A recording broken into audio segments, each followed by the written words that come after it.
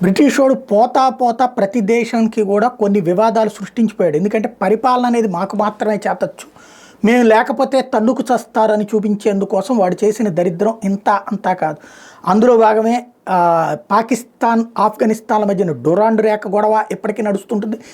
ఆఫ్ఘన్లు ఎక్కువగా ఉండేటటువంటి ప్రాంతాన్ని పాకిస్తాన్లోకి తీసుకొచ్చి పెట్టాడు. అందుకని పాకిస్తాన్ వాళ్ళేమో అది మాదంటారు, భూమి ప్రకారం ఆఫ్ఘనిస్తాన్ వాళ్ళేమో మా జాతోళ్ళు ఉన్నప్పుడు మాది అంటారు. అంటే ఆ పెంట ఎన్నేళ్ళైనా ఉండేటట్టు చేసుకొచ్చారు. అట్లాగే భారత్ పాకిస్తాన్ల మధ్య కాశ్మీర్ పెంట పెట్టిపోయాడు వాడు.